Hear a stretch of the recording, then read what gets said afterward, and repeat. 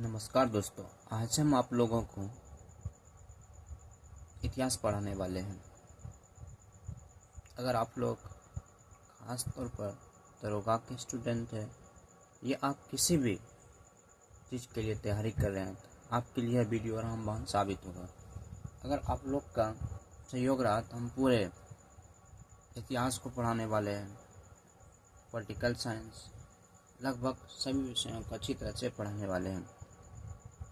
आज हम इतिहास को पढ़ाने वाले हैं। इतिहास सबसे पहले अगर इसका परिभाषा पूछे तो अतीत का अध्ययन करना ही क्या कहलाता है? इतिहास कहलाता है। अतीत का अध्ययन करना इतिहास कहलाता है।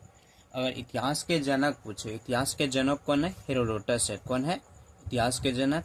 हेरोडोटस। हेरोडोटस ने एक पुस्तक लिखे थे जिसका नाम है हिस्टोरिका। संपूर्ण इतिहास को, अगर भारत के इतिहास को अगर बात करें तो 3 खंडों में बांटा गया: प्राचीन, आधुनिक, प्राचीन, मध्यकालीन और आधुनिक। संपूर्ण इतिहास को कितने कालखंडों में बांटा गया है? 3 में: प्रागैतिहासिक काल, आधैतिहासिक काल, ऐतिहासिक काल। तो फिर से रिवाइजिंग करते हैं। अगर पूछे परिभाषा तो बोलना अतीत का अध्ययन करना ही इतिहास कहलाता है। इतिहास के जनक कौन है? हेरोडोटस। पुस्तक हिस्टोरिका। संपूर्ण इतिहास को कितने कालखंडों में बांटा गया? 3: प्रागैतिहासिक काल, आधैतिहासिक काल, ऐतिहासिक काल। अब आगे बढ़ते हैं।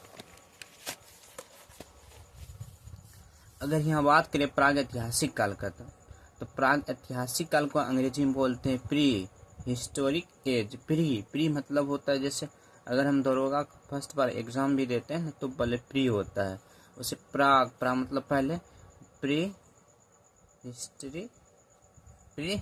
हिस्टोरिक एज मतलब प्रागैतिहासिक काल को अंग्रेजी में क्या कहते हैं? कभी कभी पूछ देता है। प्री हिस्टोरिक एज है। इसमें मुख्य तौर पर प्रागैतिहासिक काल जो है पूरी तरह से डिपेंड है पुरातात्विक स्रोत। पुरातात्विक स्रोत किसको बोलते हैं? कुछ भी खुदाई करके प्राप्त करते हैं, उसी को क्या बोलते हैं? पुरातात्विक स्रोत। और प्रागैतिहासिक काल में लिखित साक्ष्य मिला है? नहीं। जब लिखित साक्ष्य नहीं मिला है तो पढ़ा नहीं गया है।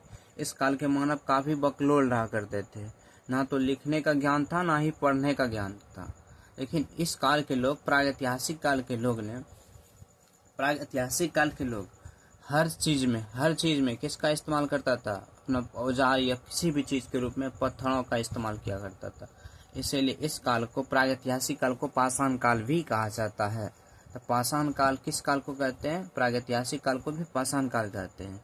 पाषाण काल किसे कहते हैं? वैसा काल जिसमें मानव ने अपने औजार के रूप में पत्थरों का इस्तेमाल किया करता था, उस काल को क्या कहते हैं? पाषाण काल कहते हैं। अगर पाषाण काल को पूछे कि कितने भागों में बांटा गया, पाषाण काल को मुख्यतः 3 भागों में बांटा गया है: पुरापाषाण काल, मध्य पाषाण, नवपाषाण काल। लेकिन एगो और आ जाता है जिसको बोलते हैं त्रमपाषाण काल। आगे बढ़ते हैं।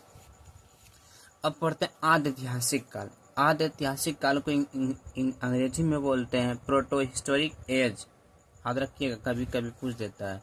और आधैतिहासिक काल भी निर्भर करता है किसके ऊपर? पुरातात्विक स्रोत के ऊपर। और आधैतिहासिक काल में लिखित साक्ष्य मिला है, लेकिन ऐसा लिख के गया है ना कि अभी तक कोई नहीं पढ़ पाया है। अभी तक आधैतिहासिक काल की लिखी गई लिपियों को पढ़ना संभव नहीं हुआ है। और इस काल में, आधैतिहासिक काल में, अगर हर चीज के मामले में अगर सबसे ज्यादा किसी चीज का इस्तेमाल करता था, कांसा का। इसीलिए इस काल को क्या बोलते हैं? कांस्ययुगीन सभ्यता भी बोलते हैं। और सबसे पहले जो खुदाई हुआ था हड़प्पा में हुआ था, इसलिए बोलते हैं हड़प्पा सभ्यता भी बोलते हैं। बगल में कौन नदी? सिंधु नदी, इसीलिए सिंधु नदी भी बोलते हैं। और प्रथम शहरी सभ्यता थी, नगरिया सभ्यता थी। और यहाँ मारपीट करता था ना, इसीलिए शांति प्रिय सभ्यता। तो आधैतिहासिक काल में जाने अंग्रेजी में बोलते हैं प्रोटो हिस्ट्री। पुरातात्विक स्रोत, लिखित साक्ष्य मिला था लेकिन पढ़ा नहीं गया है। और कांस्ययुगीन सभ्यता भी बोलते हैं। आधैतिहासिक काल सिंधु सभ्यता के अंतर्गत आता है। इसके अंतर्गत सिंधु सभ्यता बोल सकते हैं। सिंधु सभ्यता को बोले कि कैसा सभ्यता थी, बोल सकते हैं कांस्ययुगीन सभ्यता। और हड़प्पा सभ्यता भी, सिंधु घाटी की सभ्यता भी, और प्रथम नगरीय सभ्यता भी। और यह मारपीट नहीं करता था, शांतिपूर्ण सभ्यता भी बोल सकते हैं। आगे बढ़ते हैं।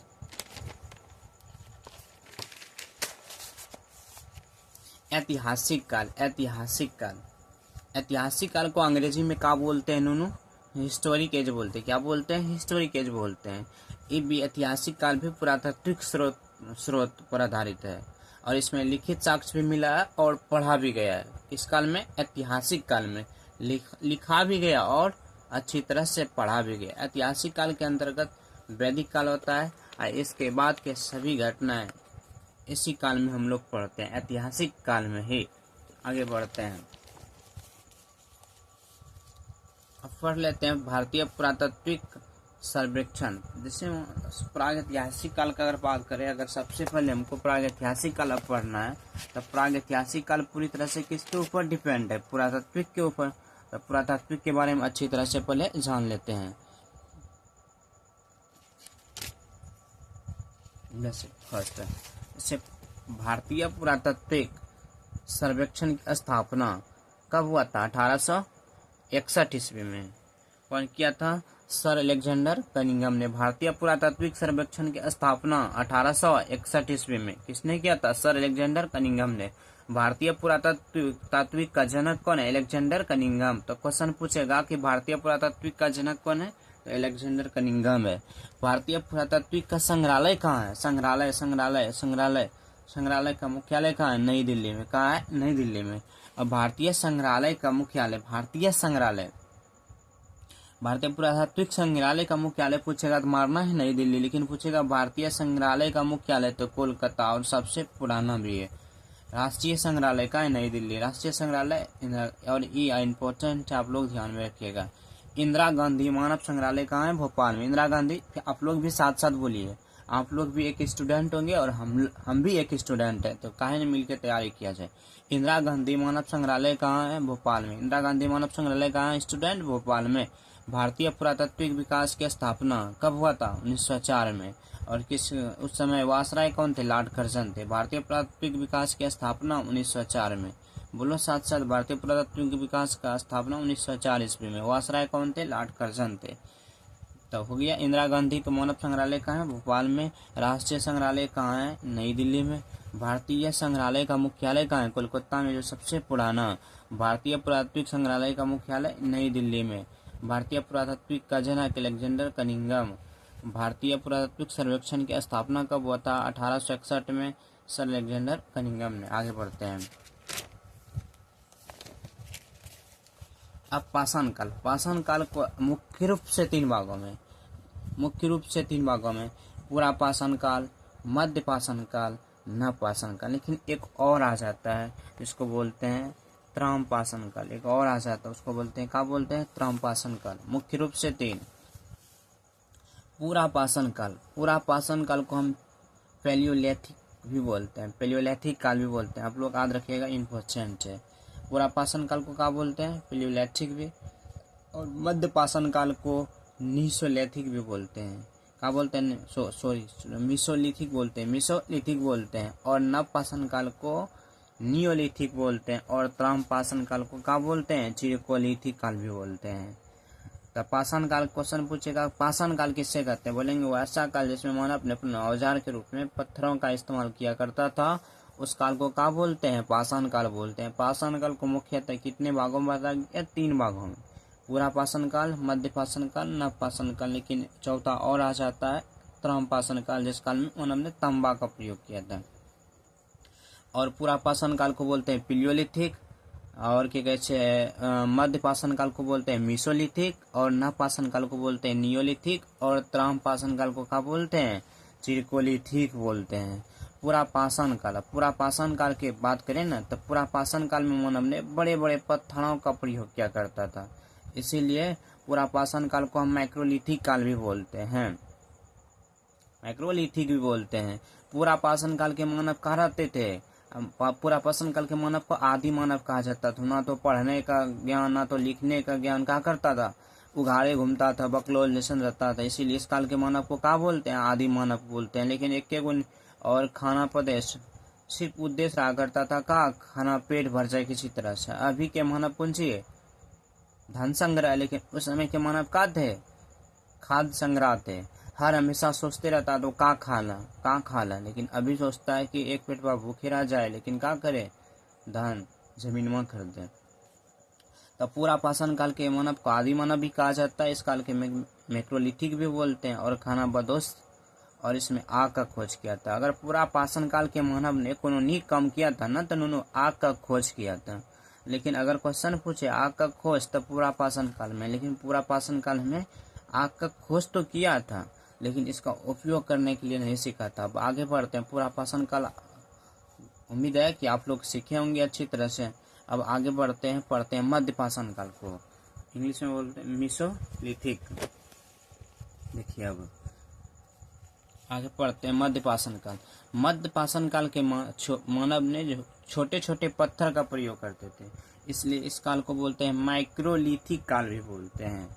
इसमें आग का प्रयोग करना सीखा था। तो क्वेश्चन पूछेगा कि आग का प्रयोग करना सीखा तो मारना है मध्य पाषाण काल, पूरा पाषाण काल नहीं मारना। उसमें खोज किया था, लेकिन आग का प्रयोग करना नहीं सीखा था।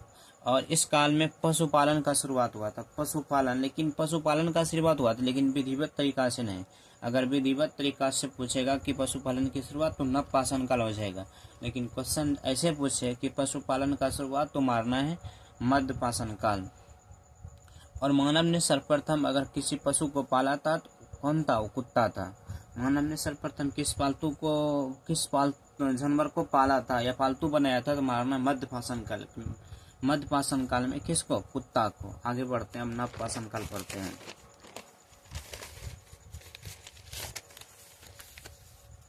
अब देखिए नव पाषाण काल पढ़ते हैं।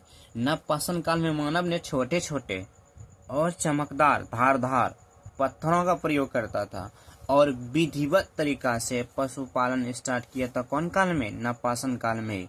और खेती की शुरुआत, क्वेश्चन पूछेगा बाबू कि खेती की शुरुआत कब किया था मानव ने, तो मारना है नव पाषाण काल में। अब पहिए का खोज भी कब? नव पाषाण काल में। अस्थायी जीवन जीना कब सीखा था? नव पाषाण काल में। और समाज और बस्ती का निर्माण भी किस काल में? तो नव पाषाण काल में। छोटे छोटे चमकदार दरदार पत्थर, तो नव पाषाण काल में। विविध तरीका से पशुपालन की शुरुआत, तो नव पाषाण काल में। खेती की शुरुआत, तो नव पाषाण काल में। पहिए का खोज, तो नव पाषाण काल में। अस्थायी जीवन की शुरुआत, नव पाषाण काल में। समाज और बस्ती का निर्माण भी नव पाषाण काल में। आगे बढ़ते हैं, अब पढ़ते हैं त्रम पाषाण काल। त्रम पाषाण काल में मानव ने तांबा और पत्थर का प्रयोग करता था, इसलिए इस काल को तांबा से हो गया, त्रम हो गया। और पत्थर तो पत्थर पाषाण, मतलब ऐसा काल जिसमें मानव ने पत्थर और तांबा का प्रयोग करता था, उस काल को क्या बोलते हैं? त्रम पाषाण काल बोलते हैं। अब फैक्ट पढ़ते हैं जो काफी इंपॉर्टेंट है। मानव द्वारा किया जाने वाला फर्स्ट धातु का सबसे पहले कौन सी धातु में? तांबा। और पशुपालन में सबसे पहले मानव ने किसको पाला था? कुत्ता को पाला था। और औजार, उसका औजार क्या था? कुल्हाड़ी था। अगर मानव ने फसल की बात करें ना, तो मानव ने सर्वप्रथम फसल पहले जौ की खेती किया था, फिर इसके बाद गेहूं के बाद किन चीज? चावल। और जौ और गेहूं की जो किया था ना, कहाँ किया था? मेहरगढ़ वर्तमान में कहाँ? मेहरगढ़ पाकिस्तान में। मानव ने सर्वप्रथम खेती पाकिस्तान के मेहरगढ़ और दो पहाड़ी के बीच, सुलेमान और किरथर पहाड़ी के बीच मानव ने क्या किया था? खेती किया था। मानव अस्थायी जीवन की शुरुआत मेहरगढ़ से ही किया था। कहाँ से? मेहरगढ़ से। चावल का साक्ष्य कहाँ से मिला था? कोल्डिवा, यूपी में। कोल्डिवा कहाँ है? यूपी में। क्वेश्चन पूछेगा चावल का साक्ष्य कहाँ से मिला था? कोल्डिवा। अगर नवीनतम खुदाई की बात करें या प्राचीनतम चावल का साक्ष्य कहाँ से मिला था? लौरा देव से, जो कहाँ है? यूपी में। तब फसल में पहले जौ गेहूं तब चावल, जो प्रमाण कहाँ से मिला था? मेहरगढ़ से। मानव ने पहला औजार बनाया था, अपना कुल्हाड़ी बनाया था। पशुपालन किया था, कुत्ता पाला था, तब फिर बकरी नमूना जो भी पाला, फिर धातु में तांबा का प्रयोग किया था। आगे बढ़ जाते हैं।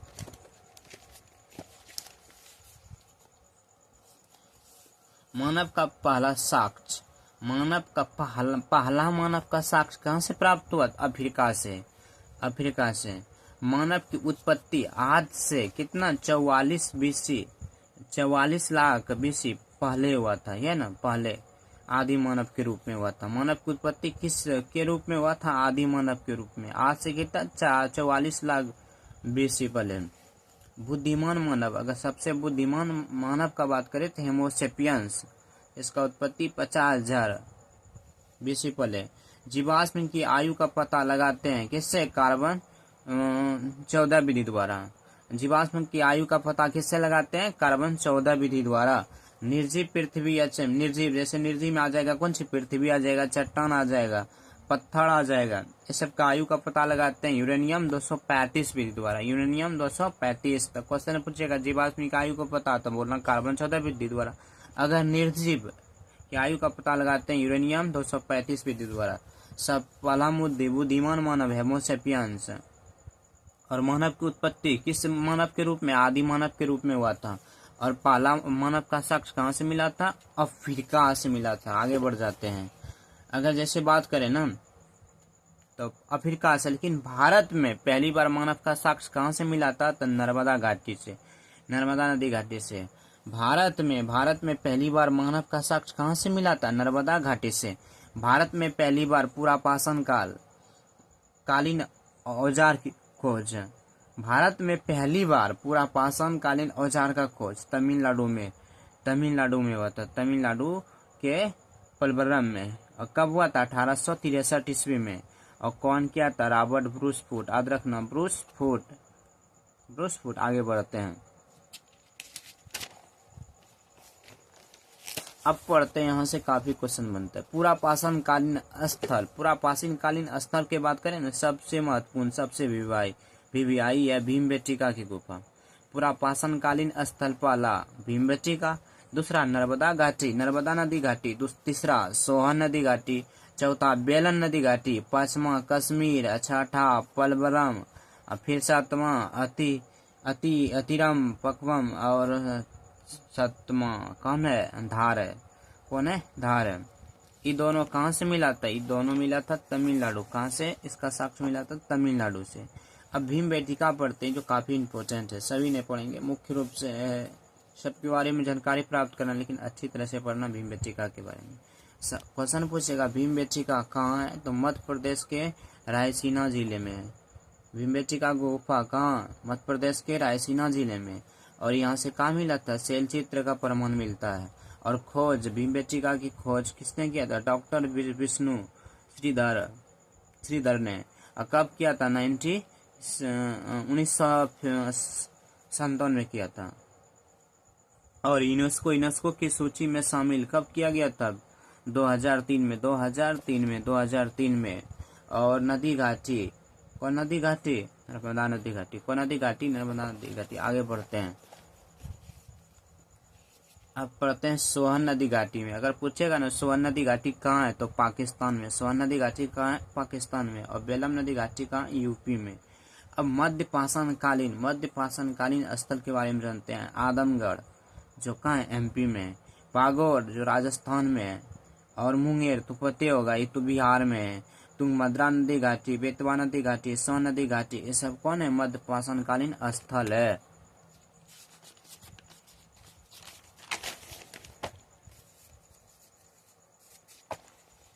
नव पाषाण कालीन स्थल पढ़ते हैं। मेहरगढ़ जो वर्तमान में पाकिस्तान में। कोल्डीवा तो यूपी में। चावल का साक्ष्य मिला था लौरादेव, यूपी में। प्राचीनतम चावल का साक्ष्य मिला था चिराग, जो अपन बिहार के सारण जिला में। चिराग का बिहार के सारण जिला में। चेचरा बिहार के वैशाली जिला में। ये सब नव पाषाण कालीन स्थल है। और वो जो हॉर्म यहाँ कश्मीर में यहाँ से गोरताबास मिला था।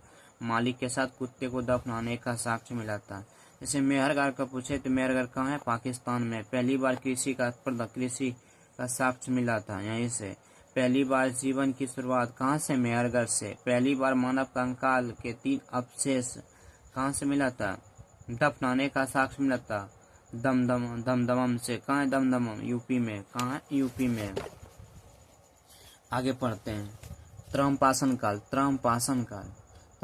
काल में मानव ने पत्थर और पत्थर के साथ साथ किसका इस्तेमाल किया था? पत्थर के साथ साथ तांबा का इस्तेमाल किया था। किसका इस्तेमाल किया था? तांबा का इस्तेमाल किया था। और उत्तरम पाषाण काल का सबसे बड़ा स्थल अगर पूछे इनाम का, जो कहाँ है? महाराष्ट्र में। और पाषाण काल इसी समय क्या हो गया? पाषाण काल समाप्त हो गया। अगर आप लोग का सहयोग रहा तो मिल के तैयारी किया जाएगा और दरोगा एग्जाम को फोड़ा जाएगा। पाषाण काल समाप्त हो गया। उम्मीद है कि आप लोग को यह वीडियो अच्छा लगा होगा। अगर अच्छा लगा होगा तो अपने दोस्तों में शेयर करिएगा, कुछ कमेंट करिएगा, अच्छी अच्छी बातों को कमेंट करिएगा। तो लगले हम पूरे हिस्ट्री को, कंप्लीट हिस्ट्री को हम पढ़ाने वाले हैं। अब फिर जैसे कंप्लीट हो जाएगा आगे, इसके साथ साथ हम देखते हैं रेलवे सामान्य अध्ययन, तो जो उससे क्वेश्चन बनता है, बहुत सारा क्वेश्चन बनता है। मतलब पूरा पहले हम हिस्ट्री पढ़ेंगे तब फिर कुछ रेलवे सामान्य ज्ञान, मतलब अच्छी तरह से। जब रेलवे सामान्य ज्ञान खत्म हो जाएगा फिर लूसेंट लाएंगे, लूसेंट को भी अच्छी तरह से खत्म करेंगे। फिर एसपीडी, फिर खान सर का अपन नोट्स, और फिर एनसीईआरटी 6 से 12। देखते हैं कैसे रिजल्ट नहीं बनता है। आप लोग को रिजल्ट तो बनना ही है, लेकिन मेहनत करना होगा मेरे साथ साथ, दोनों मिल के तैयारी करते हैं। रेलवे सामान्य अध्ययन में हम सब आज पढ़ते हैं जनगणना 2011। जनगणना 2011 जैसे पहली बार अगर यहाँ से क्वेश्चन बनता है, पहली बार भारत में पहली जनगणना की शुरुआत कब हुआ था? 1872 ईस्वी में। भारत में पहली बार जनगणना की शुरुआत 1872 ईस्वी में। देश में नियमित जनगणना की शुरुआत 1881 ईस्वी में। किस कार्यकाल में? लॉर्ड रिपन के काल में। इस सब क्वेश्चन नहीं बनता, लेकिन एक क्वेश्चन इंपॉर्टेंट है। स्वतंत्र भारत की पहली जनगणना कब हुआ था? 1951 ईस्वी में। 1951 ईस्वी में स्वतंत्र भारत की पहली जनगणना 1951 में। जनगणना का महाविभाजक वर्ष 1921। जनगणना से संबंधित अनुच्छेद जनगणना कौन अनुच्छेद में? 246 अनुच्छेद में। 246 आर्टिकल नंबर कितना में? 246। जनगणना 246 साथ साथ बोलिए। जनगणना 246। जनगणना का विषय कौन सूची में? 7वीं अनुसूची में। कौन सूची में? 7वीं अनुसूची में। जनगणना 7वीं अनुसूची में। और कौन सूची का विषय? जनगणना संघ सूची का विषय। कौन सूची का विषय? संघ सूची का विषय। जनगणना की अवधि अगर बात करें कि जनगणना प्रत्येक वर्ष कितना होता है? 10 वर्ष पर होता है एक बार जनगणना। जनगणना का अध्ययन क्या कहलाता है? जनसंख्या का अध्ययन क्या कहलाता है? डेमोग्राफी कहलाता है, या हिंदी बोलते हैं जनसांख्यिकी बोलते हैं। जनसंख्या का अध्ययन क्या कहलाता है? स्टूडेंट डेमोग्राफी कहलाता है। जनसंख्या का अध्ययन डेमोग्राफी, जनसंख्या का अध्ययन क्या कहलाता है? डेमोग्राफी कहलाता है। और 2011 की जनगणना का क्रम पूछे ना, देश में पुनर्मिलिखन स्वतंत्र भारत के 7वीं देश की 15वीं होगा 2011 की जनगणना, लेकिन भारत का कौन सी होगा? स्वतंत्र भारत की 7वीं होगा। 2011 जनगणना का आदर्श वाक्य किया था। 2011 जनगणना का आदर्श वाक्य हमारी जनगणना हमारा भविष्य। इसमें टोटल कितना प्रश्न पूछे गए थे? जनगणना में कुल 29 प्रश्न पूछे गए थे कि कितना बकरी रखते हैं, क्या नाम है, क्या है। टोटल कितना प्रश्न पूछा था? 29 प्रश्न पूछते थे। कब? 2011 जनगणना में। और वह आदर्श वाक्य क्या था? हमारी जनगणना हमारा भविष्य। प्रथम जनगणना कमिश्नर कौन थे? डब्ल्यू फ्लॉडेन थे। प्रथम जनगणना कमिश्नर। ये इम्पोर्टेंट नहीं, अगला देखते हैं। जो टिक लगाया गया वो काफी इम्पोर्टेंट है। स्वतंत्र भारत की प्रथम जनगणना आयुक्त कौन थे? आर्य गोपालास्वामी। स्वतंत्र भारत की प्रथम जनगणना आयुक्त कौन थे? आर्य गोपालास्वामी थे। पहली बार जातीय आधारित जनगणना 1931 में अगर पूछेगा राज्य में, तो अपन राज्य बिहार में हुआ था। विश्व जनसंख्या दिवस कब मनाते हैं? 11 जुलाई को मनाते हैं। विश्व जनसंख्या दिवस 11 जुलाई को। अगर उसमें एक घटा दिया जाए तो बचेगा कितना? एक बचेगा। तो एक उड़ा दिया जाए तो बचेगा एक। तो 1 जुलाई का याद रखना, डॉक्टर दिवस मनाते हैं। 1 जुलाई को क्या मनाते हैं? डॉक्टर दिवस। और 1 जुलाई को जीएसटी दिवस भी मनाया जाता है। ठीक है, उम्मीद है आप लोग को समझ में आया होगा। भारत में विश्व जनसंख्या का भाग देख, जनसंख्या के मामले में 17 पूरा विश्व में अगर विश्व पूरे 100 मानेंगे तो 100 में भारत की जनसंख्या 17.5, लेकिन जमीन के मामले में कितना है? मात्र 2.5 है। तो फल के मामले में 2.5 है। जनसंख्या के मामले में जनगणना 2011 के अनुसार दूसरा स्थान, जबकि जमीन के मामले में कौन सा स्थान है? 7वां स्थान है। पहला रूस है, तब कनाडा, अमेरिका, चीन, ब्राजील, ऑस्ट्रेलिया, तब भारत है। लेकिन जनसंख्या के मामले में पहले चीन, तब अपन भारत 2 नंबर पे आता है। अभी 1 नंबर हो गया होगा। 10 की वृद्धि दर कितना होता है? 17.7% होता है। कुल साक्षरता दर यहाँ 73, तो हम काट दिए 73, अभी कितना है? 74.04। तो कुल साक्षरता दर कितना है? 74.04। 74 इंपॉर्टेंट याद रखना, साक्षरता दर 74.04। अब देखते हैं लिंगानुपात। लिंगानुपात कितना है भारत का? 946 महिलाओं पर 1000 पुरुष। देख लो कितना को गवारा मरना पड़ेगा, इसको सिंगल रहना पड़ेगा। कहा कि 943 महिला, लेकिन पुरुष का कितना? 1000। इसीलिए यहाँ ना साधु बनता है ज्यादातर, खासतौर अपना बिहार में। लिंगानुपाती, भारत की लिंगानुपाती 943 महिलाओं पर कितना पुरुष? 1000।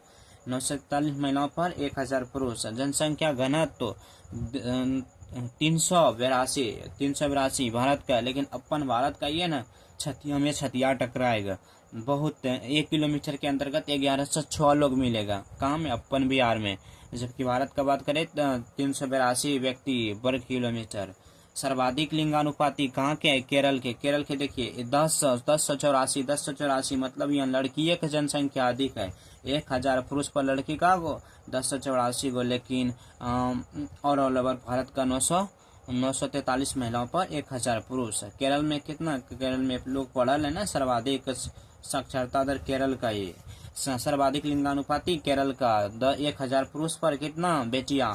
लड़की कितना? 1084। और न्यूनतम लिंगानुपाती कहाँ के? हरियाणा के। 879 गो। 1000 पुरुष पर 800 कितना को मारा रहना पड़ेगा। कहाँ से? लड़की की संख्या का मतलब सदिया किससे होगा? सर्वाधिक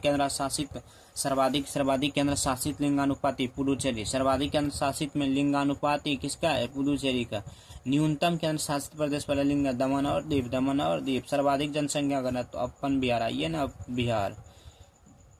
न्यूनतम जनसंख्या घनत्व अरुणाचल प्रदेश। 1 किलोमीटर के अंतर्गत 17 लोग मिलेगा। मतलब यहाँ एकदम फिल्टा आजादी से घूमेगा।